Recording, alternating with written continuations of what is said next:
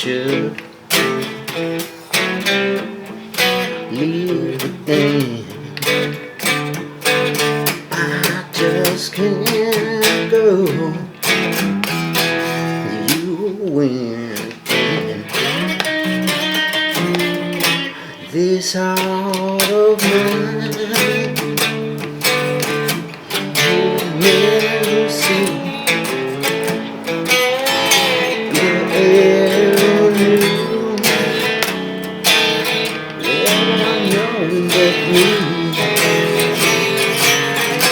Just trust in you. It's my greatest sin. What can I do?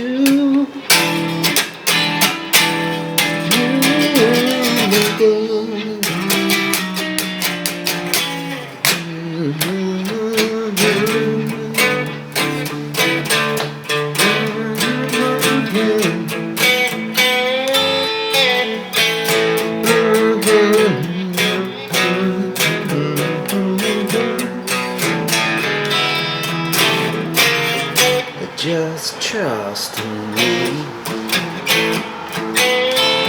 What the greatest sin.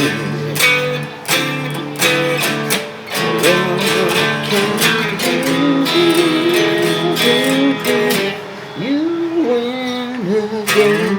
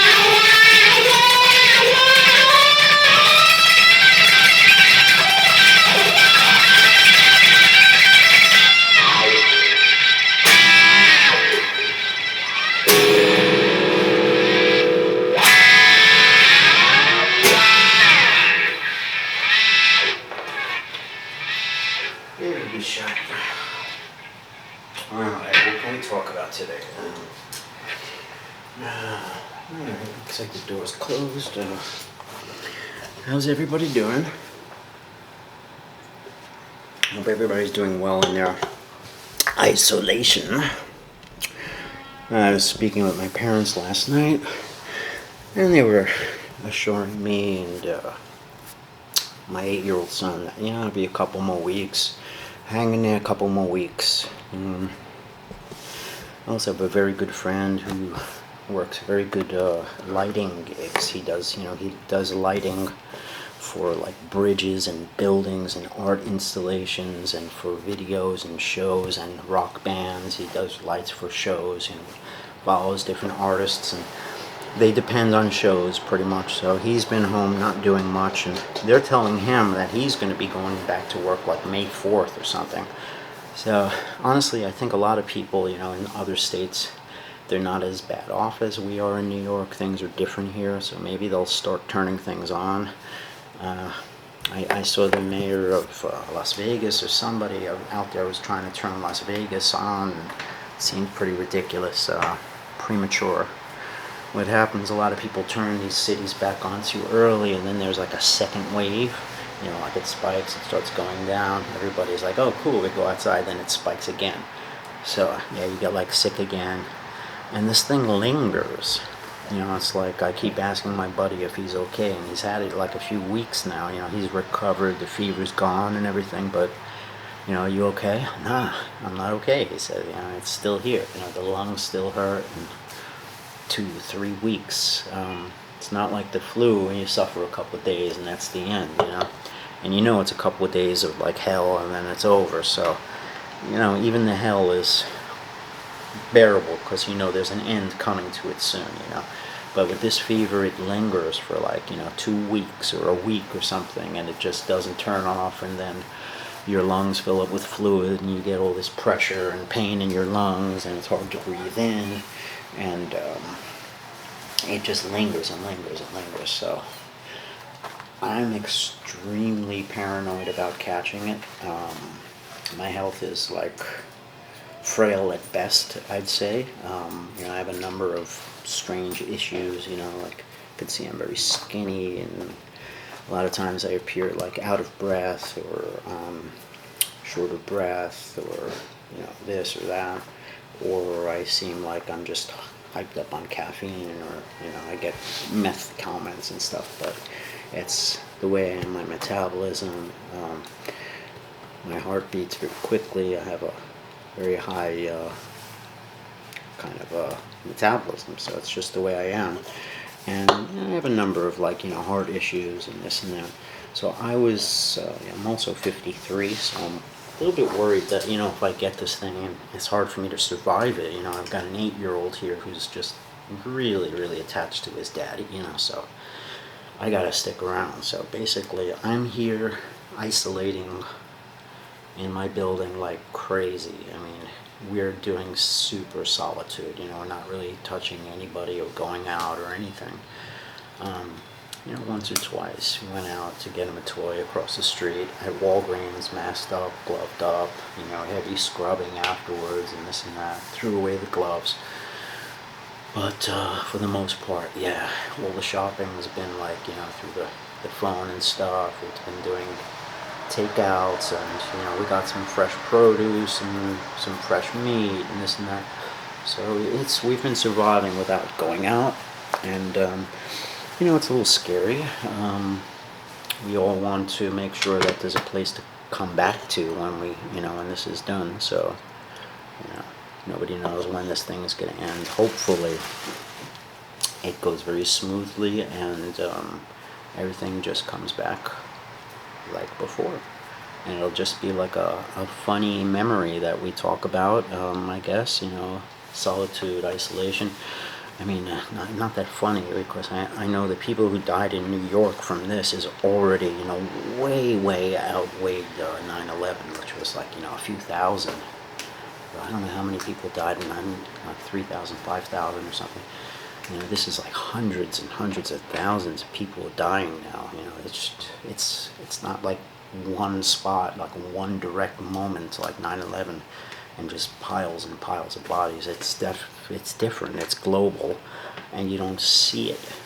But I guess if you're a healthcare worker or somebody like that, you see it. So it's a little frightening. For me, at least it is. And it took me a little while before I could even sort of get the cojones up to make a hat video. I was doing all these weird comedy videos and guitar videos, because it's really all I could do. I haven't been relaxed enough to really talk about hats, because, like, when my mind is in, like, I don't want to die, I don't want to leave my son, orphaned and things like that. I don't think about hats, it's like the last thing. So I've been in this kind of zombie apocalypse fear mode, and, one moment I'm perfectly okay, the next moment I'm kind of like, God, this is ridiculous, everybody outside's wearing masks, it's crazy, Are we ever going to shake hands again? Are we going to go back to being like human beings and, like shaking and hugging and doing all that stuff, Fist bumps, even that, people are scared of now. Ridiculous. They started bumping elbows. They're like, yo, don't bump elbows. So what do we do now? We give them a nod. We give them like a, maybe, the Japanese and, with the nod, what do they do with the bow? Maybe there's something to be said for that, right? It's they've been wearing masks for decades. Everybody made fun of their masks, right? And then we make fun of their little bow and everything like that. But hey, the shaking hands and stuff, it kills, right?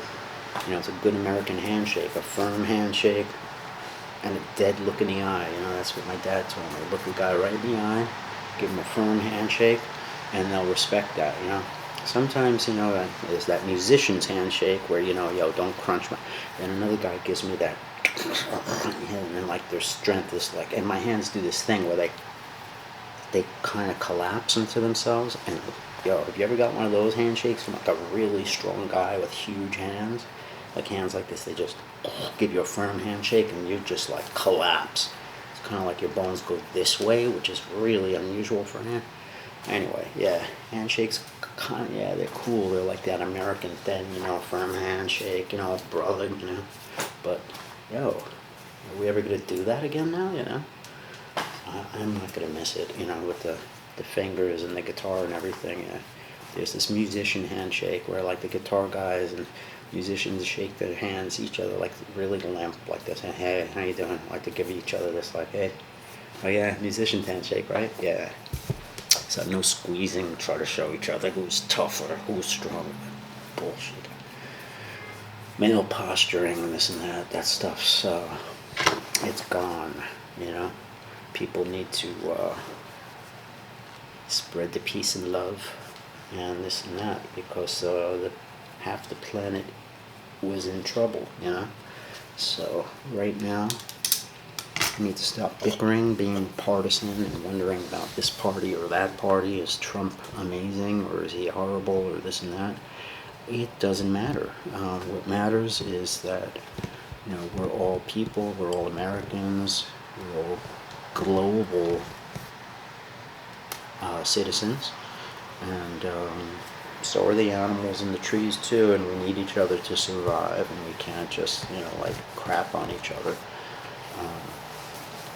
So anyway, enough of the hippy-dippy talk. Let's talk a little bit about hats. I think we could get into a couple of subjects. About straw hats versus felt hats. Okay. Now, there is a season, I think, like a kind of a temperate climate season, an in-betweeny season, where you're going to go back and forth. Where, like, today's nice and cool, okay, I'm going to wear my felt hat, but maybe a week from now it's 85 or 90 degrees or something like that, and I'm really worried about getting a suntan, and maybe I'll bust out my straw. There is a time in between where you could wear both. I think a felt hat is really for that time, for the in-between times. It's not for, January and February when it's 0 degrees out, because, you need to cover those ears. You want something wrapped around the whole head, like I don't know, some sweatery type of thing, fur or whatever. And it's not for the July and August where it's like swelteringly hot either. The fedoras and felt hats and westerns and all the felt stuff is for in-between weather. So I'm going to say it's not for February, it's not for August, but it might be for like all those other months. It's for most of the year. So straws are a shorter season. They might, in New York at least, A straw hat season is gonna be something like June, July, August, a little bit of September maybe. We got 4 months. I'm gonna say 3 months or 3.5 months, something like that. 3.5, 3, 6, 9. It's roughly a quarter of the year to a third of the year. 3.5 months of straw weather is not a lot. So most of the year we're gonna be wearing felt. I think straws have their purpose. They're definitely great if you live in a hotter, like you live in Georgia, you live in Florida, Southern California, a place where there's lots and lots of sun. It comes in really handy. Straws don't really look as cool as most felts. A lot of people come in, they're like, nah, I don't like that. You have something else besides straw. They just don't want it. There are some straws that don't look strawy, that look colored, like black or dark brown or navy, and they have looks kind of sort of like felt. There's all sorts of different things, and there's linen hats and cloth hats and stuff for summer. But for the most part, most people like the felt look over the straw look, like Western people who like a good Stetson. They're not that into the straw Stetsons. They're like, yeah, I've got a bunch of felts, maybe I'll try a straw next too. That's the way they feel. A lot of people just wear their felt all year round, they just dig it. People don't like the look of straws compared to a felt. I guess I get it. A lot of the straws are the same color. You see them a lot of this sort of the color, almost like this seashell. It's kind of like this, beigey Panama color, like a whitish bone color. Anywhere between white and this, like, half of the store is that color. And not everybody digs that. There's a lot of people in New York who wear black. There's a lot of people who wear all black. That's like a big thing in New York. In fact, it's a thing. Like, you can tell if you see a group of, let's say a group of 5 girls in the corner, 3 of them are wearing like white shorts or pink shorts or something like that, and they have white shoes on, and all their outfits are really white and pastel and stuff. They're from out of state. But you see a group of people like all dressed in black leather jacket, black North Face jacket, black this, black boots, black jeans, black sunglasses. All the black, maybe denim. That's cool too. It's considered cool, black leather.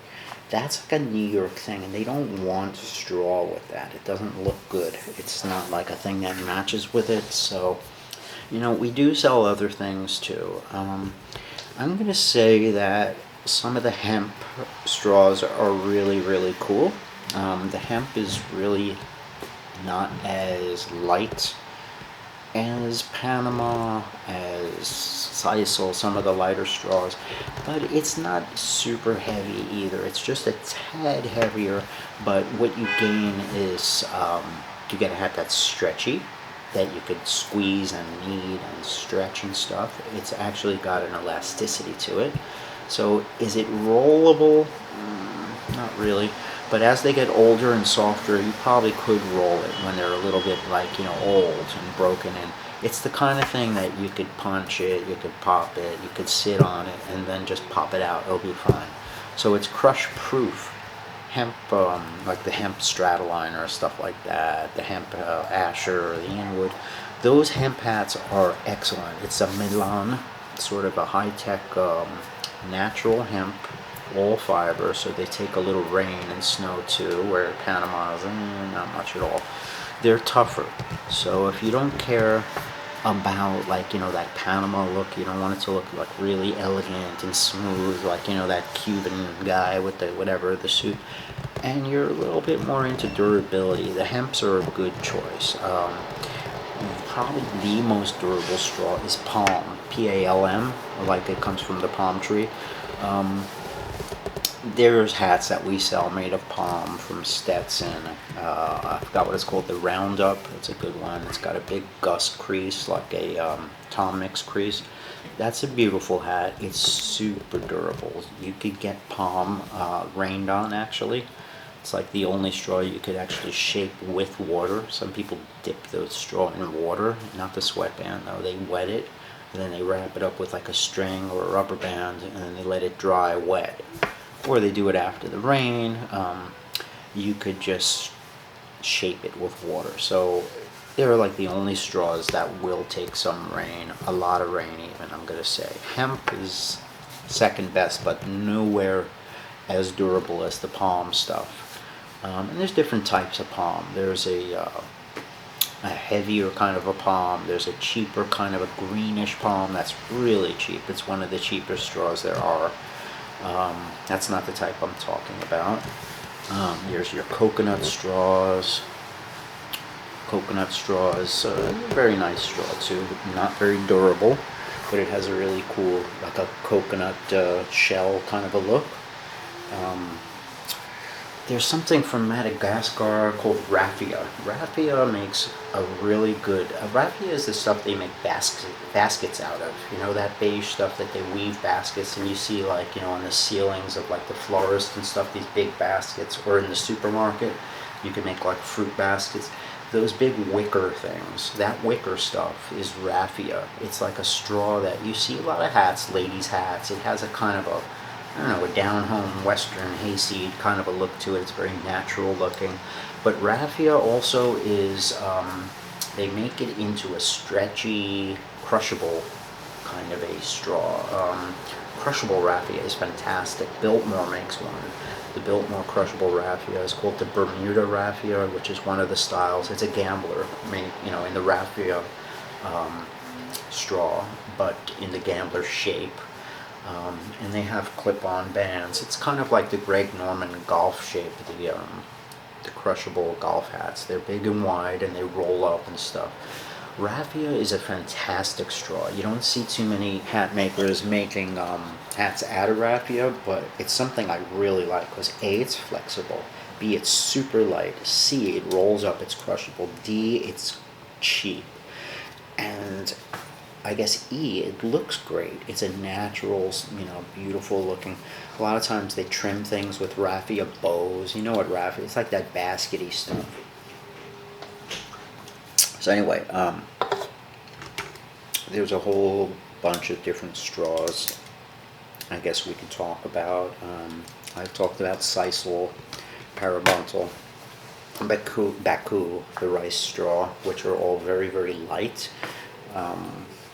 Not stuff I particularly care for. We've sold them for decades and decades, and as soon as they get rained on, it's like, you know, they're so delicate. You know, they make Panama look heavy. These things are like, you throw them and they're like, they just float. So feather light, almost like rice paper kind of stuff. Baku can be like that. It can also be heavily laminated and heavily, you know, like really wide weave and not that light. So there's good Baku, there's bad Baku, there's good Sisol, so-so Sisol, parabuntal is the same thing. These are hats that are extremely lightweight. So if you don't care about durability, you don't care about how they do in the rain, all you care about is sunshade and being lightweight. That's what you get. Baku, parabuntal, parasisol, sisol, parabuntal, buntal, all those things. They're all related. Baku is not really related, but it looks kind of the same. It's a very kind of a satin finish, super fine and super lightweight. I would say, you know, Baku is definitely nicer than the Sisol stuff. I don't recommend any of them because they do get really dogged in the rain and they're super hard to reshape. Yeah, I'll do it, but please don't ask me to because I reshape the Sisols and stuff. What other straws are there? Raffia is definitely one of the best. I love Raffia. I haven't spoken about that really. Panama. Shantung is essentially what they make cowboy hats out of. It's paper straw. They take wood fiber, wood pulp, so it's a natural, kind of a cottony, natural fiber, totally natural. They make it into this really thin, sort of papery stuff, and then they laminate it with like this plasticky sisal sizing, kind of like a plasticky coating, almost like this laminate that's on the back of my guitar neck, that shiny crystal clear. and that keeps the paper inside from falling apart, losing its shape in the rain, the humidity, and without that plasticky coating, you're finished. The hat just turns into a piece of paper. But certain shantungs are fantastic, like the Stetson Western hats. They last. They just last and last. Eventually, if you just get them rained on and lots of rain and lots of messing around with them and dog them, they're gonna get super soft. But all you gotta do is spray it with like a little hairspray on the underside of the brim, the overside of the brim, and hairspray will redo it. Ultra super hold or anything strong, doesn't matter what kind of hairspray. Get the cheap aerosol can and do thin coats, let it dry, thin coat, let it dry, thin coat, let it dry. 3, 4, 5 coats or more until your hat feels stiff enough. Let it dry for an hour or two between coats, and make sure not to get anything on the inside sweatband. Cover that sweatband. Because the spray will definitely ruin that sweatband.